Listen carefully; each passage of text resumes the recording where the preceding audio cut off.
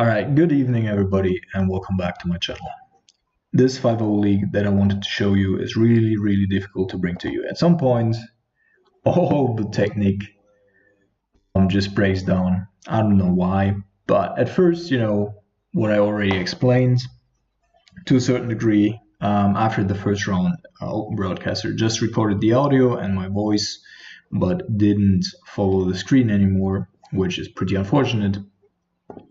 And then I just came home back to Berlin, and the first thing I did before even eating or doing anything else, because I didn't want to leave you hanging, was re-record the replays here and narrate them to just upload them. And I just finished and then realized that I had muted myself again on Open Broadcaster because I don't even know why it was muted, but to any degree, we're going over the matchups again, and I will this time also be there with the voice to explain to you what I did and the decisions that we were facing. Sadly, we cannot speed it up, so I'm just going to go over it as it comes up. So here we do have a mediocre hand at best in the dark, but we do have Terminate and Nimble if we find a red source, and we only have like a couple of other cards that aren't red sources as land cards in our deck. Then we do have a decent hand. We're playing against Storm, which makes Nimble all the better and Terminate and Colgan's Command a little worse. But we, even with the 7 visions, we weren't able to find any other land sources. So we do have some problems here, but we do have 2 Nimbles, which gives us the option of playing one, which gets countered here by Remount, and still leaving one up in order to at least make him play around that with his stone triggers. Now we're trying to find another land, being a little bold, and at this point, so this is the hand that we knew about. He had 3 lands. He just drew a land off the top, and a couple of rituals, repeal, gifts ungiven, and passing flame. So no action whatsoever, except for gifts ungiven. And we took Noxious Revival because Noxious Revival can get back Remand, and Remand can it's like Grape Shot or Empty the Warrens.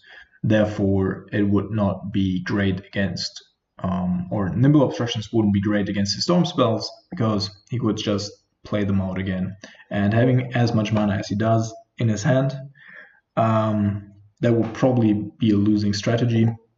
Here I wanted to deny him a little bit of mana because he has the Pass and Flames and of course the additional gifts ungiven. Therefore that was the play here, and now we do have the mana requirements for our Cryptic Command. We also do have a little bit of removal, but most importantly we get down a Nimble Obstructionist, and Nimble in our hands, in addition to removal and Cryptic Command, gives us the protection that we need. Here we draw a Logic Knot, which is also great because now we have Nimble to either play or utilize its cycling ability as well as another counterspell. So we play out Nimble again to finally get in some hits. Of course, we were already behind a little, and then he discards Passive Flames to hand size, not finding any more lands, and we get in a couple of hits here. He opts, and then we just try to get there at some point. So he's now trying to go off Baral into Mana Foes. We play Lightning Bolt in response because we still have a counterspell as well as an Obstructionist, leaving us with the most options here.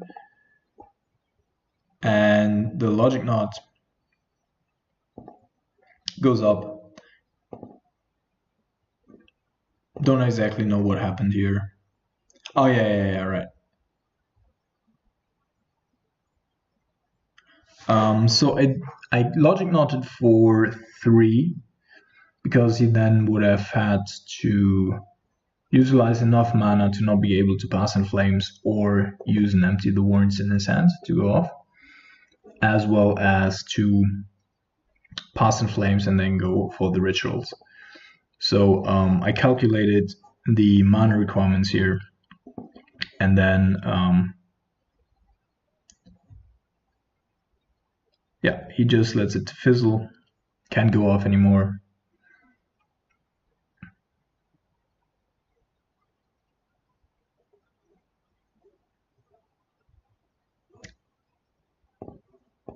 And what happens then?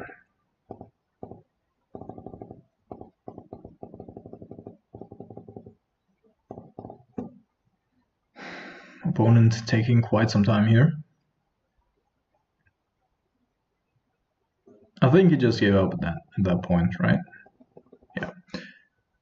Right, he just gave up. All right. Then game 2. We have the exact same land composition here, which is super unlikely, but a moto thing. But other than that, we do have a decent hand, and therefore we keep. We also know that our opponent's on Storm of Force, and in that regard, our hand's pretty decent. So here, he did have a hand of Remand, Paretic Ritual, Gifts, and Given Unsubstantiated, and emptied the warrants. Of course, Remand and Unsubstantiated are more important targets for us at this point, but if we do not take a Ritual and he goes and finds another land source, then he can just combo for a Storm trigger of 3 during his turn and generate 6 tokens, from which point we cannot get back. Therefore, we took the Paretic Ritual at that point, and now just try to play defense, because we know he actually has the combo in hand already and can kill us at any given point in time. Nimble Obstructions, of course, giving us the option of playing at instant speed again, but we know about his Remand and Unsubstantiate, therefore we're taking it a little slower here, trying to keep up at least 2 counter spells at all times, and then we're trying to resolve the Nimble here, which also does resolve, because he wants to have his counter spells for his combo turns as well. But we now get to counter Gifts and Given, which he should probably have done during his turn. And here, because I know the composition of his hand and I know that he can combo off this turn, I am trying to use Counter Squall here on the Monomorphose to reduce the number of Storm triggers that he can generate while going off with Empty the Warrants. So this way, of course, he reminds our Counter Squall, but cannot play anything else, and puts 10 Goblins into play.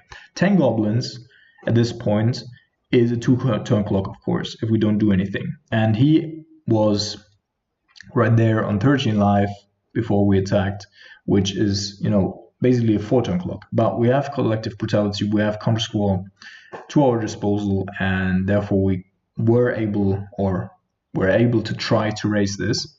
And we Counter Squalled, both getting us life and reducing the number of Goblin tokens, as well as getting carved from his hand, which in this case was Unsubstantiated, because I didn't want to run into more counters.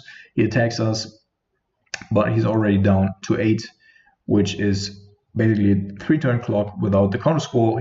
We know about 1 more counter in his hand. We draw a Bolt, which then we attack, and during his turn, I want to utilize the Bolt for him to try to counter it with the Remand to draw into something good, but we do have the Counter Squall backup, therefore he's just going to die here. Alright, so that was it for round number. Just making sure that I'm actually recording before I go through all of these rounds again. So that was round number 2. Round number 3 features a very interesting matchup against blue-white control. And here in the dark, of course, our hand's mediocre at best. Basically having 4 lands, a Dead Lightning Bolt against control, and a Nimble Obstructionist. And we bottomed the card. Thankfully found the Serum Visions to at least make our draws a little better, but overall still not a good draw. Also against a blue-white deck, which is packing Ancestral Visions, apparently. So way more value and way more powerful stuff than we are able or capable of playing. So we have to fight our way back into the game. We already do have our nimble obstructions though, so that comes in handy against this set revision that he of course doesn't know about. We're trying to resolve the Jays. I'm somewhat wondering about why it would resolve here, but he does have a detention sphere to take care of our Jays without giving us a land source, and therefore that all makes sense. We get to resolve Piankiran Lar though, which he has to counter with a Supreme Verdict, which he sadly has. So Piankiran Lar dies here, but on the other hand, we get to counter his Ancestral Vision, and he's left with 3 cards in hand and not really a lot of action. He's not attacking with the Celestial Colonnade here because we have 2 mana open, but that's still pretty, passive because he apparently doesn't have anything else going on. Now we draw a Terminate, but we also do have a Field of Ruin to take care of the Celestial Colonnade. And he finds another Ancestral Vision to go with his first one. And now during the next turn, we try to Field of Ruin here to then deploy Piankiran Lar with lodging on back up and getting rid of the Celestial Colonnade.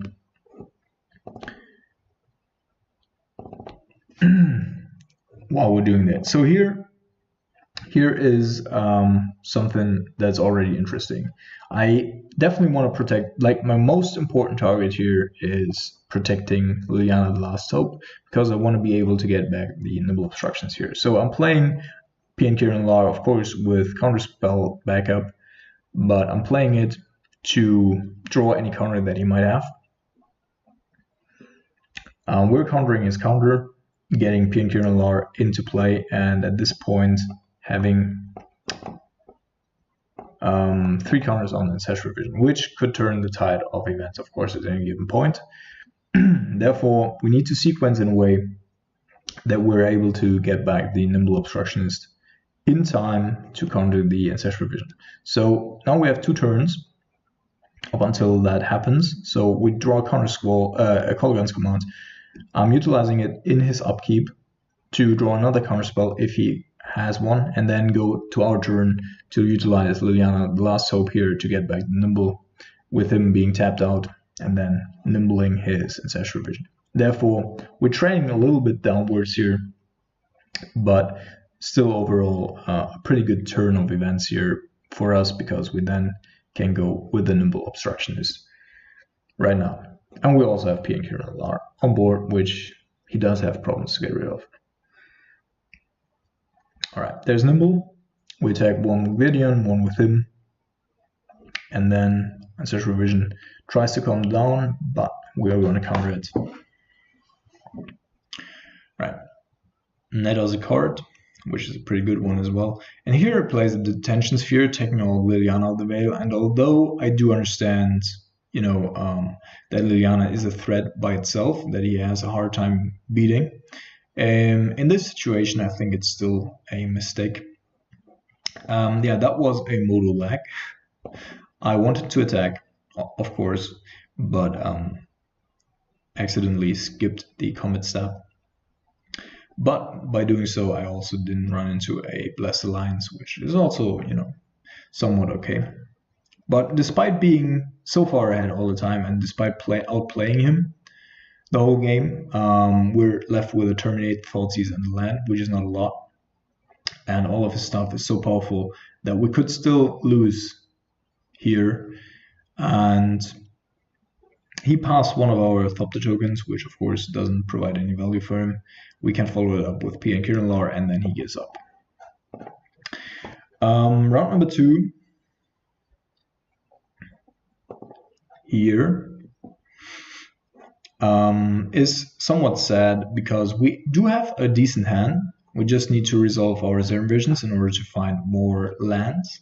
And unexpectedly, he's super aggressively utilizing his mana leaks and counter spells to counter our Reserve Visions, and usually that wouldn't be a problem, but this time he caught us off guard with just having a Field of Ruin here and no other colorful or any mana source at all.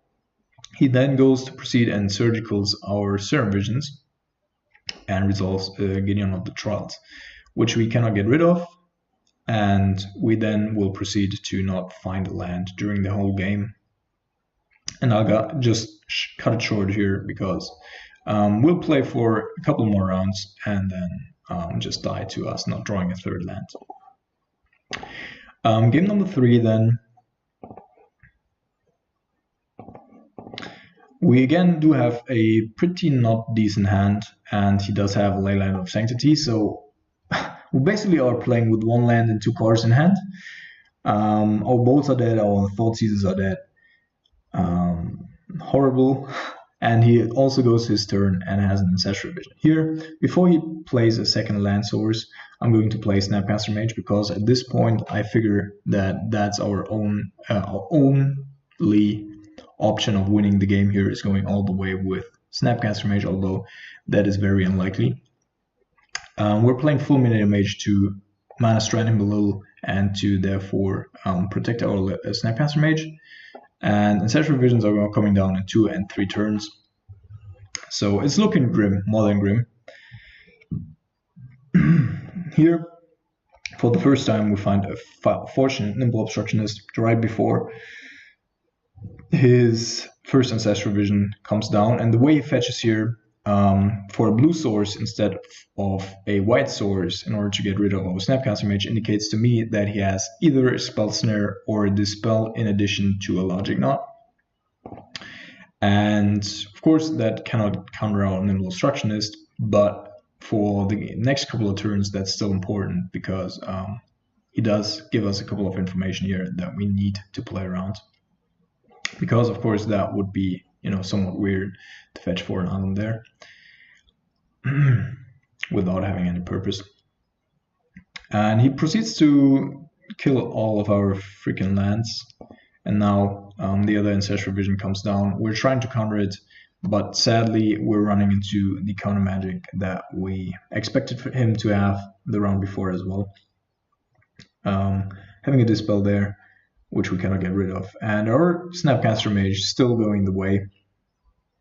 We then here have a couple of options of keeping the Snapcaster Mage up for a counter magic, but that is not really valuable because we're behind in both cards and lands. So him not having counter magic is very unlikely. So I'm just trying to either draw something out, or if he lets it resolve and doesn't have a counter spell, then we just go with a Zero Visions here and have something else on board.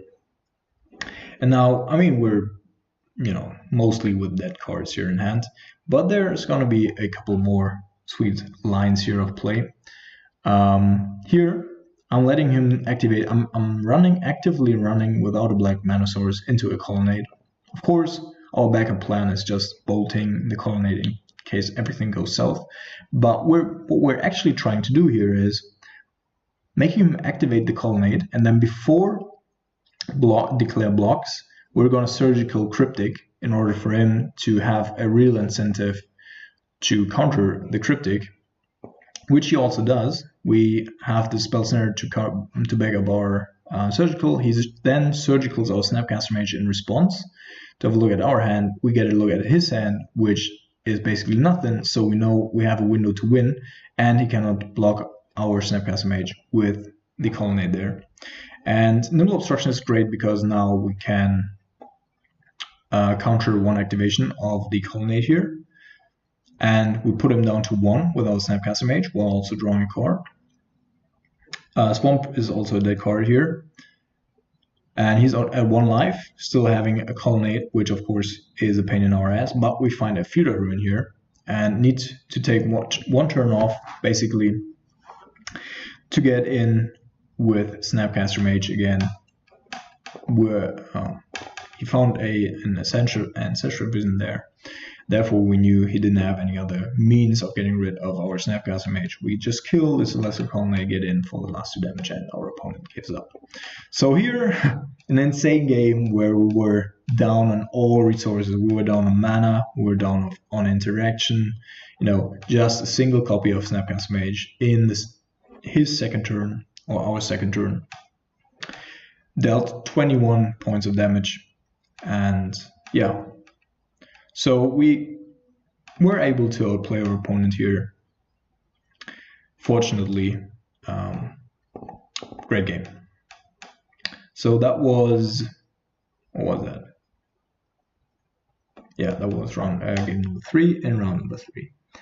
So round number 4 again featured a blue-white opponent, and being blue-white, I expected it to just be, you know, a normal blue-white shell with all the common suspects. Our hand's a little bit better than before, and we're drawing a Jace as well. So pretty good lineup, even for a control mirror.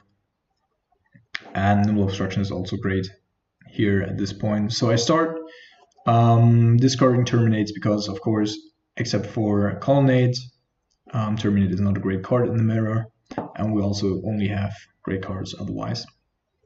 Trying to keep up nimble obstructions as long as possible, as well as having cryptic command.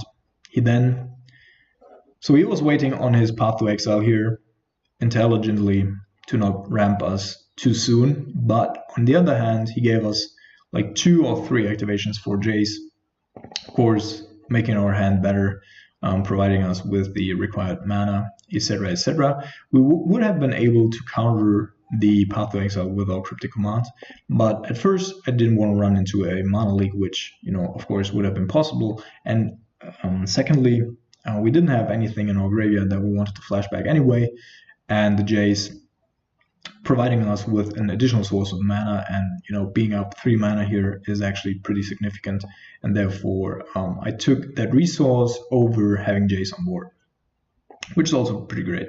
And we're waiting with our nimble obstructions for him to, you know, activate the Field of Ruin, which now that we do have a tar pit, he does have an incentive to do. But we first go with Snapcaster Mage, terminate the Restoration Angel, and now at this point you already figure that his list is a little more creature heavy than common blue-white lists.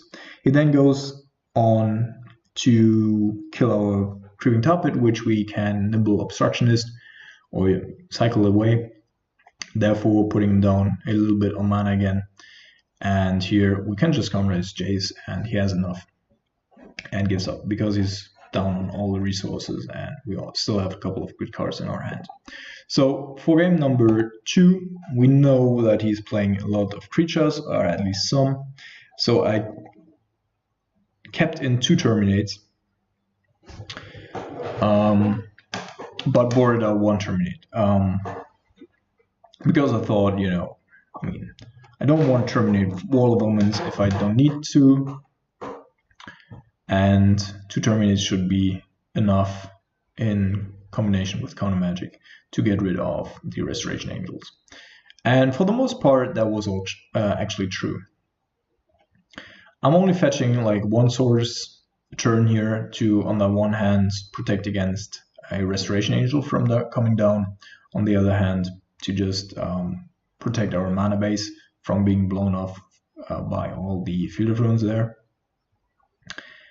And yeah, so it's a little back and forth, but now he's going to play a Restoration Angel, I believe. No, he's Field of Ruin first, which gives us an opening to, like, using our own Field of Ruin onto his Field of Ruin to then be left with 2 counter spells, which is all we can ask for. Having 2 counter squalls or counter squall and Nudging Knot is just great at this point, and then he generates enough mana to Cryptic Command, of course, wanting to protect something in his turn.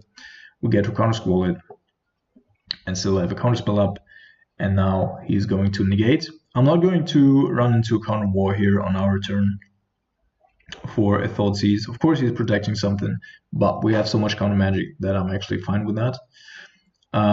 Trying to Snapcaster Mage Thoughtseize here again, but this time he has another counter spell, and we're doing a fine job. You know, we're still on parity at most points. We get to counter a Restoration Angel here, still have a lot of cards in our hand, so I'm pretty happy. But this Restoration Angel here is really a neck breaker for us. It not only provides him with an additional card, but most importantly, we cannot find during the whole course of the tournament, of this match here, we cannot find a solution for this Restoration Angel, and so it just chips in for 3 a turn. And despite us trying everything in our might, we're just not able or capable of getting rid of it. Here we're fighting over a couple of things. Sadly, he also has a Dispel and backed up by a Mana Leak, so insanely many counter spells in his hand. J6 up, not really providing him with any value, but he bottomed a card, so that might have been a Terminate there. We get rid of the Jace, get back our Snapcaster Mage, but we're already fallen down to 6 life here, which is a 2-turn clock. And now I'm trying to get rid of the Restoration Angel here. But again, he has counter magic, which, you know, at this point, and followed up by Celestial Colonnade.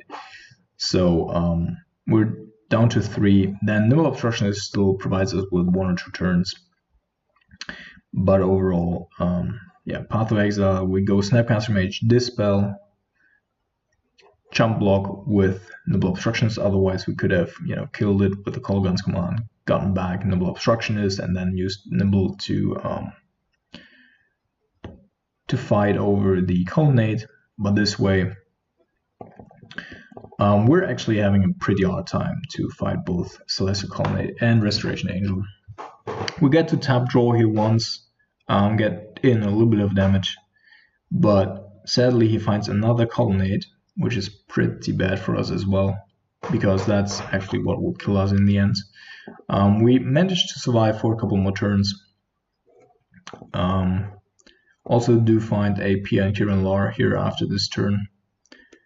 I'm trying to bounce the Restoration Angel to then counter it on the way back, which also works pretty well. The problem remaining these 2 Celestial Colonnades there. We do have a little bit of hope at this point, because we draw the Pia and Kiran Lar. And if he doesn't draw a land here, then he can only activate 1 Celestial Colonnade and not the other one. Therefore giving us the chance of getting back a couple of cards. But he draws a land, is able to exactly activate both Celestial Colonnades, so we have to chump, and leaving us dead on board for the next turn. Of course, we do have Nimble Obstructionist, and put him down to 7, but we can only counter 1 and would need to find a Terminate or another Nimble here at this point. And we only find Is There Envisions and then die there. So for game number 3,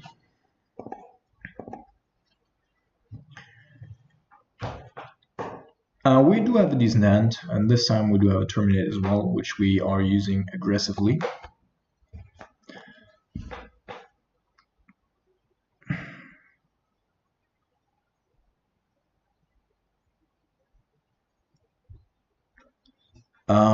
Yeah, so we killed nothing yet, but we tried to deploy our Fulminator Mage to stifle his mana ability a little bit. And since we know that he played a lot of counterspells during the last couple of turns, we also know that he's playing negates and dispels, therefore maybe he wouldn't have been able to counter our Fulminator Mage with the counter suits or with the counter spells that he does have in hand. But we're still pretty good off. We know that we're drawing a Thoughtseize, therefore we have the chance of finding something.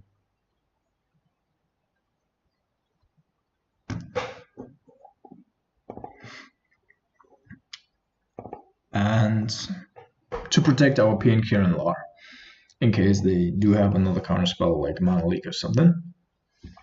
And of course we're a little stuck on black mana here, but we're practically playing Snapcaster Mage out to get a little bit ahead on resources. And I'm going to fetch, although I topped the Fulminator Mage, I kept us the option of fetching it away with Polluted Delta if the need would arise, and it did. We needed again to find a solution for this Restoration Angel. And we do get a decent turn here with Pia and Kiran Lar. And now we actually can raise him on board. And we also found a couple of decent cards in our top deck there. But he is resolving a Sphinx's Revelation when we have the shields down. But we found a Snapcaster Mage getting rid of Restoration Angel, and now we can really attack for a lot. So we established the clock, and the Kitchen Sphinx is irrelevant as long as there's no Restoration Angel backing it up. We still have a lot of counter magic, and this counter magic is also providing us with a lot of damage, so we're just rambling in and attacking. I'm actually fine with this trade here, because we do have the other copy of P and Kirilar, but as of now I didn't see the necessity of really resolving that one, because we do have a beautiful Countersquall, and Lightning Bolt in our hand. So we just keep attacking, chipping it away, and I'm just waiting for a Restoration Angel to come down to not be blown out here. And at this point, we're just utilizing our us being ahead on board here to force him to make awkward plays like he does right now in order to block here. So our Lightning Bolt is good enough to kill the Restoration Angel, and we have, as I said, a lot of backup here. So we have 2 damage on board. We do have Pierre and Kiran Lar, and we do have 4 damage basically in our hand. So at this point, being on resource parity almost, I feel pretty comfortable. And here he's getting greedy. He wants to Sphinx's Revelation, but he taps out for it completely because we didn't counter the spell on our turn. But this is basically his death sentence now here. We play another P and Kirilar, chip in for 2, and have another counterspell as backup. Yeah, and then he just gives up. And for round number 4, we are playing against humans, which of course on occasion can be a very tough matchup, and that's the way it turns out here in game number 1 as well.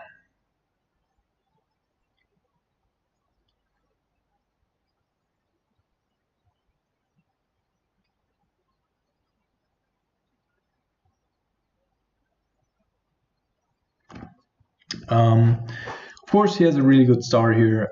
We took out of his hand, we took a Thalia's Lieutenant because that's just the most important card, but of course he drew another one and then went with the line Noble Hierarch into Thalia's Lieutenant, and then next turn Thalia's Lieutenant would have been pumped by Mantis Rider and he would have rumbled in for a lot there.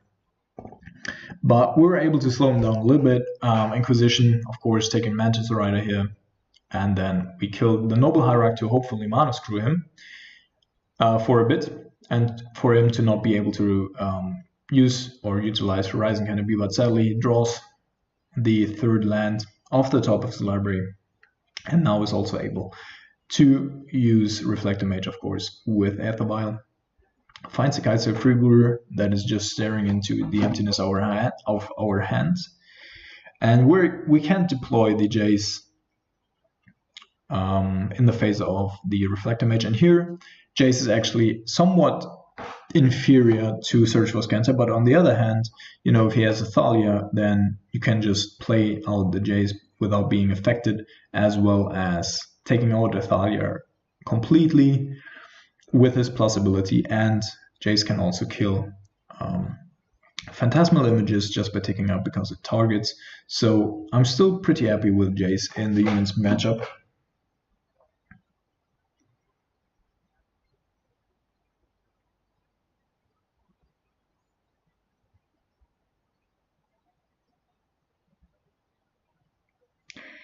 And yeah, so it's a little bit back and forth. He's just top decking really, really well, and we can't do anything against this. And like we would survive this turn if we chump block with the Jace, and maybe we find like a Terminate and a Snapcaster Mage sequence. But he then goes to crack the Horizon Canopy and finds a Phantasmal Image, copying the Mantis Rider potentially, and then we just die. In round number 2. We have boarded, and this is somewhat of a greedy hand by me, but I'm really relying heavily on his Zedicaster here to get us back into the game, because if he does have a slower hand with an Aether Vial and then goes for Noble Hierarch again or for something and then trigger shenanigans, we can just flash in Izzet Zedicaster in between, and followed up by a Kalitas, of course. That's just great together, because you can instantly generate tokens. But as it so happens, he doesn't have an Aether, therefore playing out a Noble Hierarch. And if he would play a turn 2 Thalia's Lieutenant, of course, that also wouldn't be the worst, because Izzet Zedicaster still gets the Thalia's Lieutenant. But this is a fine target for our Izzet Zedicaster. It's taken the Colorgun's command, the only instant or sorcery that we do have in hand.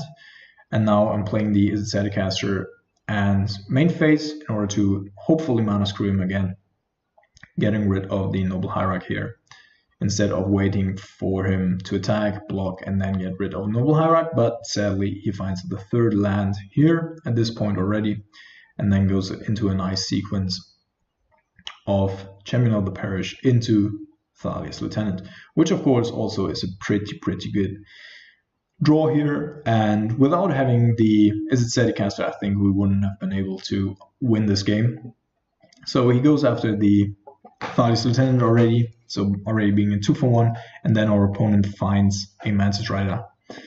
And here we do have the option of terminating Champion of the Parish, or we could also play Nimble Obstructionist to just kill Mantis Rider that way out. But of course, we try to preserve as much life as we can and just go for terminate. Also, this line gives us the option of, during this turn, when he attacks and he doesn't do anything else, we can Snapcaster the terminate onto Mantis Rider and then block the Sin Collector without sacrificing on its Zedicaster.